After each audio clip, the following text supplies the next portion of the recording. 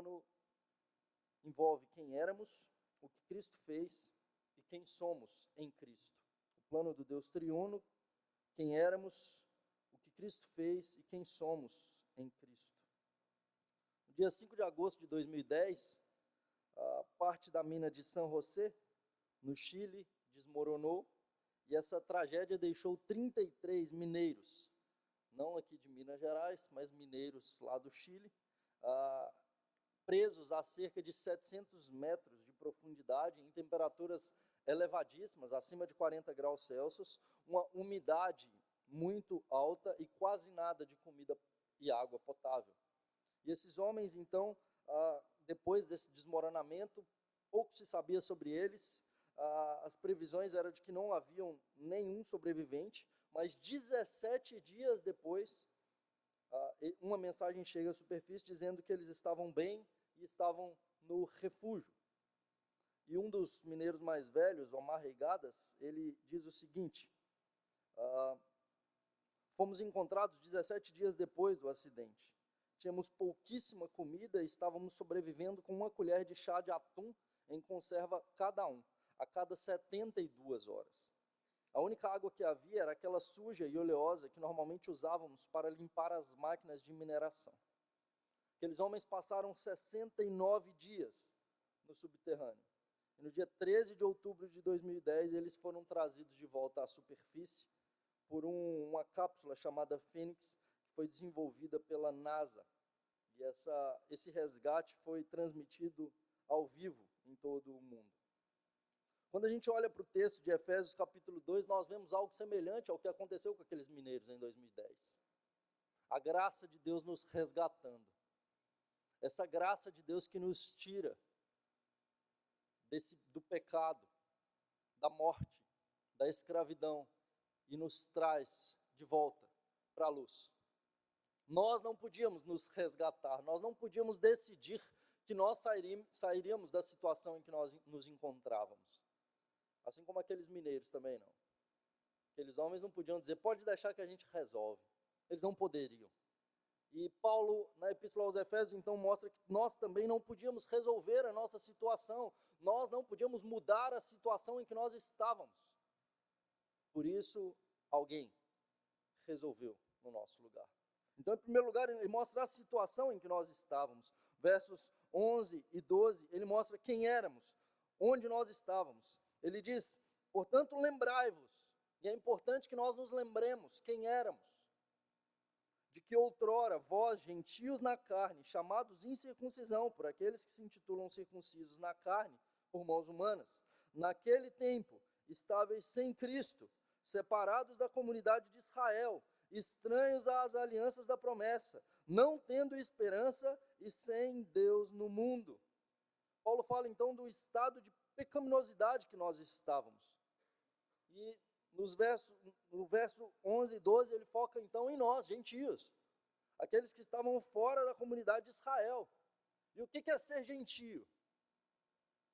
É ser um pagão, é nascer em um povo pagão, é nascer em um povo que não tem a esperança do Cristo, é nascer no meio de uma cultura e de uma cosmovisão que não aguarda a vinda do Messias, que não tem a moralidade da lei do Senhor, que não foi educado no caminho, que não tem os pais que conhecem a lei do Senhor e querem andar na lei do Senhor.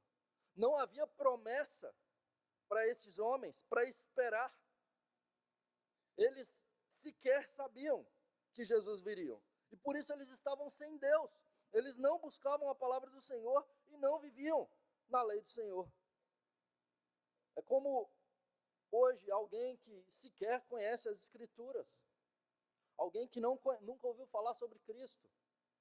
Criado em uma religião animista. E ser alcançado pela graça e convertido ao Senhor. Nós, perdidos, mas que fomos encontrados.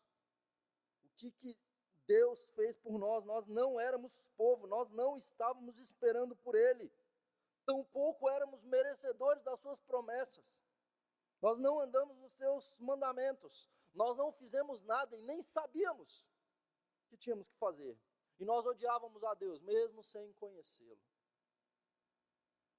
Nós tínhamos apenas a noção da revelação geral.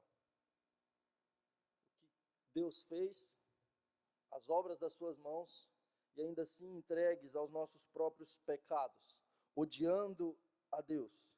O nosso destino era a condenação, a destruição. E o que Deus faz é como salvar uma pessoa que está no corredor da morte. Nós estávamos no corredor da morte. Nós sequer sabíamos disso.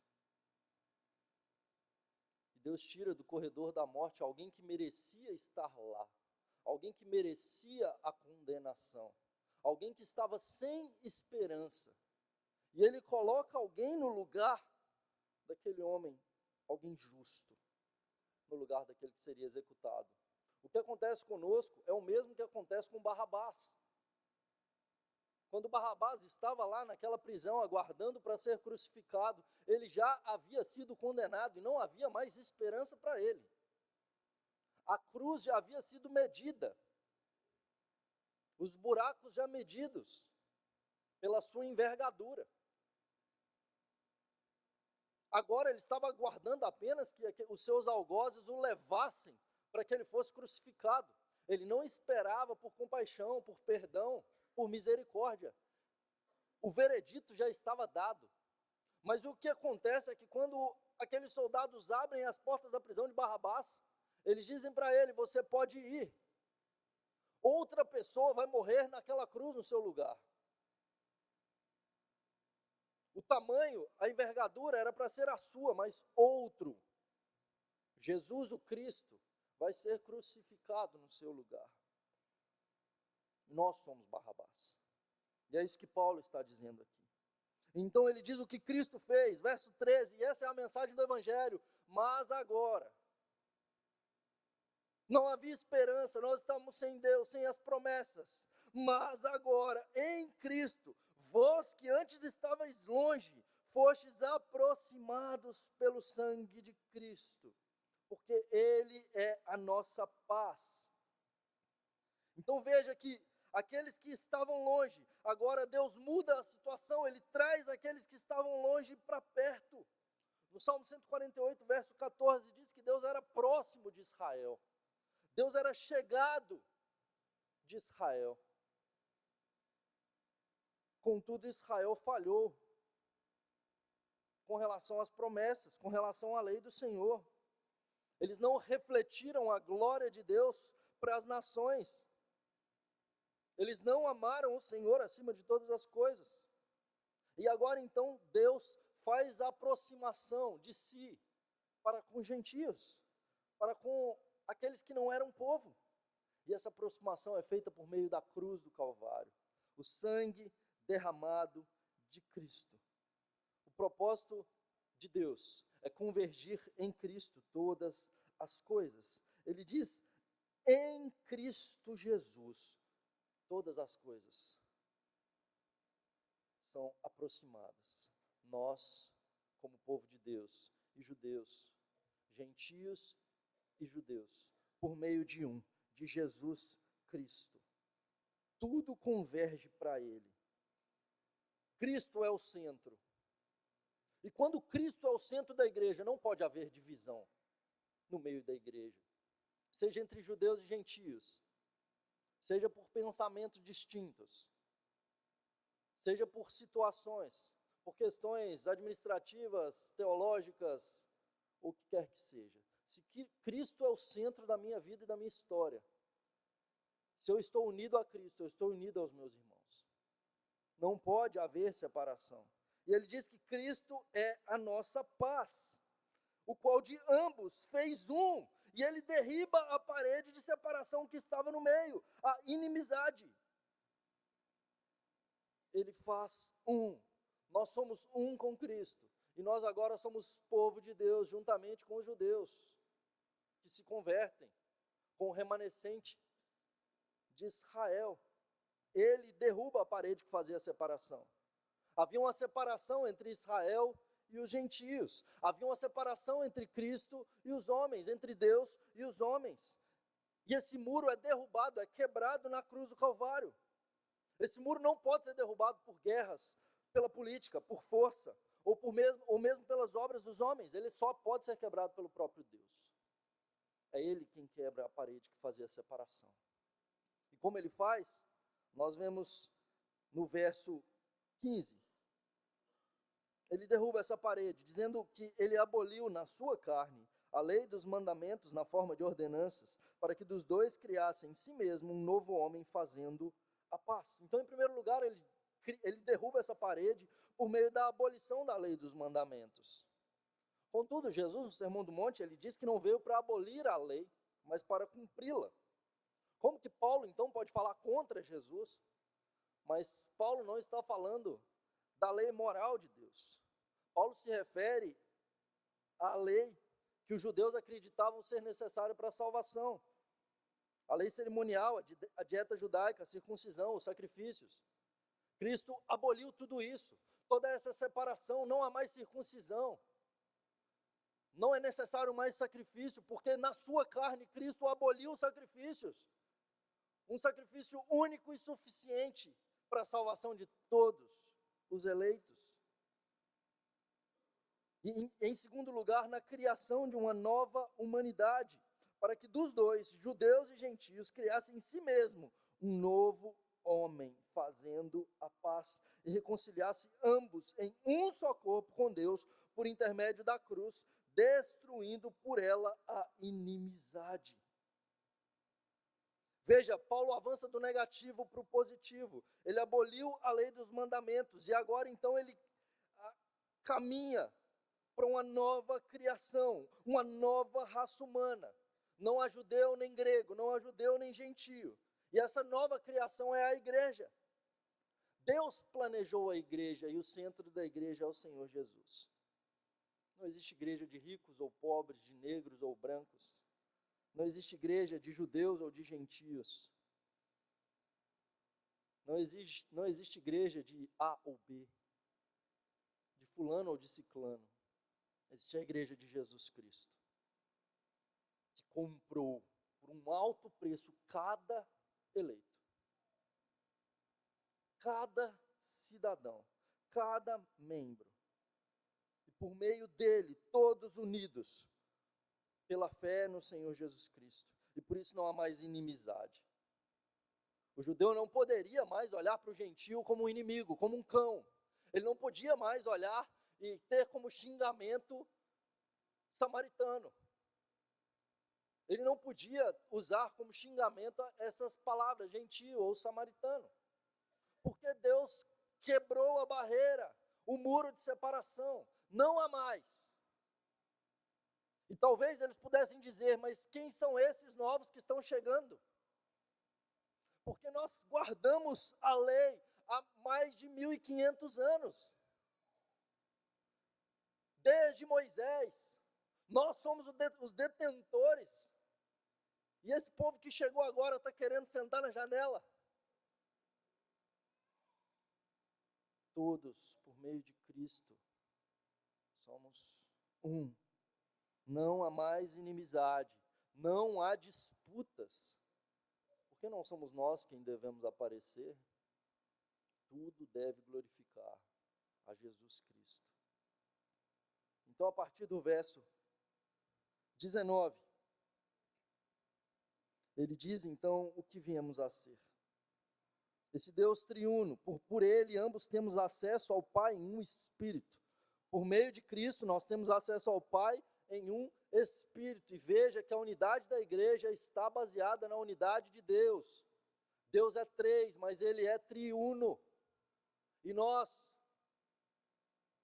devemos também, baseados nessa unidade de Deus, sermos um, sendo Cristo o cabeça. E pelo que Cristo fez, ele é a nossa paz. Ele morreu no nosso lugar, ele pagou o preço no nosso lugar, de judeus e de gentios. Todos mereciam a condenação. Pior ainda para nós, gentios, que não tínhamos as promessas, que não tínhamos a lei.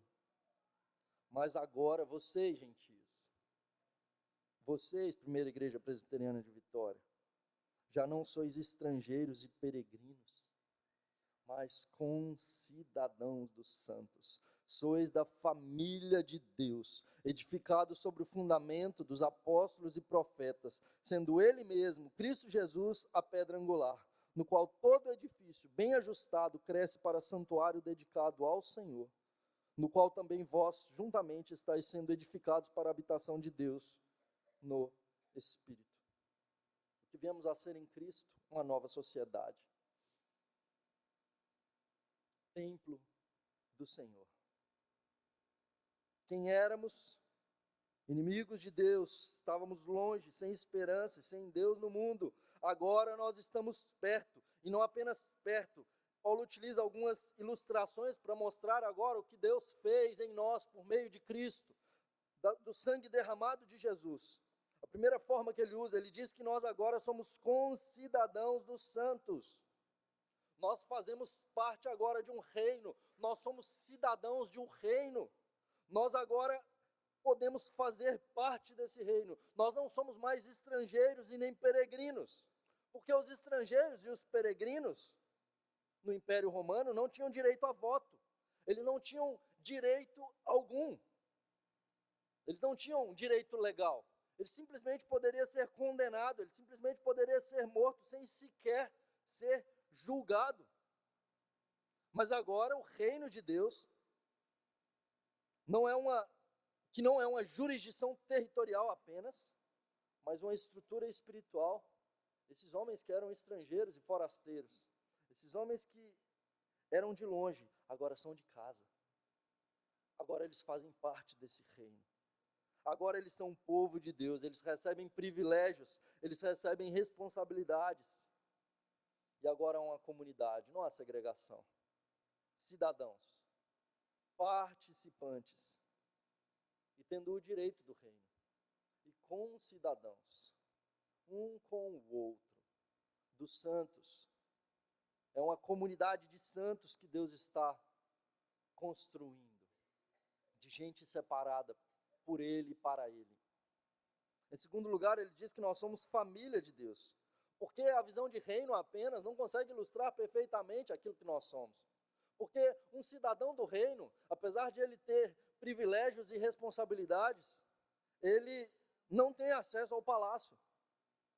E o que Paulo diz aqui é que nós agora não estamos apenas debaixo do governo, mas fazemos parte da família real. O rei é meu pai. O rei é meu irmão mais velho, Jesus Cristo. E nós somos agora um reino e reinamos com Cristo, e todos somos irmãos nesse reino. Não existe um mais privilegiado do que o outro. Nós somos família de Deus.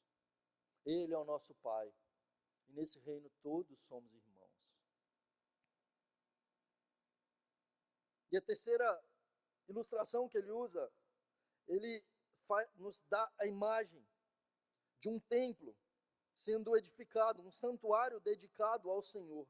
Esse templo, os fundamentos são Cristo Jesus como pedra angular e a pregação apostólica como base, como fundamento, a mensagem dos apóstolos e profetas como base da igreja, as escrituras, e somente a escritura como base. Então nós somos edificados como templo ao Senhor. Porque o rei ou o filho do rei não podiam ter acesso ao templo. Somente os sacerdotes. E somente o sumo sacerdote podia entrar no Santo dos Santos uma vez por ano. O homem mais santo. Agora não. Agora todos estaremos no Santo dos Santos. Todos temos livre acesso ao Senhor, como um reino de sacerdotes. Todos, como família de Deus, como reino de Deus, edificados sobre as Escrituras, Antigo e Novo Testamento. E veja que não é possível mexer no alicerce. O alicerce da igreja é a palavra de Deus. Se mexe no alicerce, você abala toda a estrutura. Cremos na palavra, toda ela, como inerrante, como suficiente, como infalível. E a pedra angular é o Senhor Jesus Cristo. Ele é quem dá a base desse edifício. E cada um de nós somos pedras desse edifício. Pedro nos chama de pedras vivas. E nós fazemos parte desse templo que Deus edifica. E qual que é o propósito do templo, diz o texto? Para sermos a habitação de Deus no Espírito.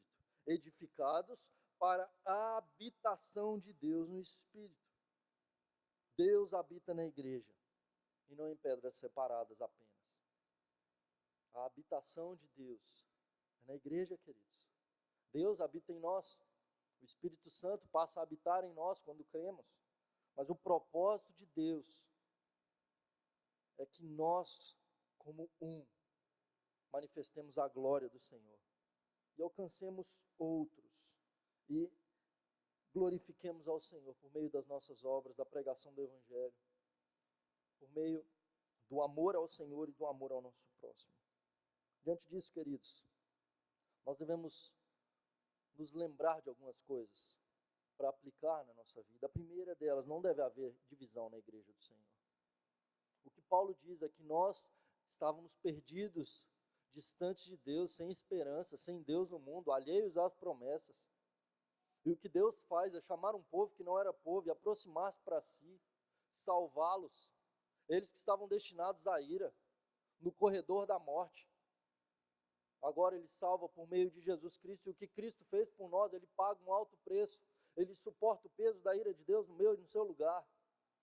Ele faz a paz e derruba o muro de separação que havia entre nós, para que nós fôssemos um, para que nós glorifiquemos ao Senhor, para que nós fôssemos família de Deus, cidadãos do reino, templo do Senhor, membros uns dos outros, de modo que não deve haver segregação, não deve haver essa visão do nós e eles. Eu sou de Paulo, eu sou de Apolo, eu sou de Cefas, eu sou de Cristo. Deus nos criou para sermos um, e a base dessa unidade é a palavra do Senhor. Em segundo lugar, a igreja é a habitação do Senhor. Nós somos chamados a revelar a glória do Senhor por onde formos, como concidadãos. Nós devemos levar o reino de Deus por onde formos, proclamar a mensagem do Evangelho, viver os valores do reino, mesmo em um mundo quebrado, mesmo em um mundo perdido. Como nós temos vivido, queridos. Deus nos criou para sermos um reino de sacerdotes santos, separados para Ele, para honrá-lo, no trabalho, na vizinhança, na família, sendo conhecidos porque nós servimos ao Senhor e porque nós somos parecidos com o Senhor Jesus Cristo. Que Deus nos ajude, queridos.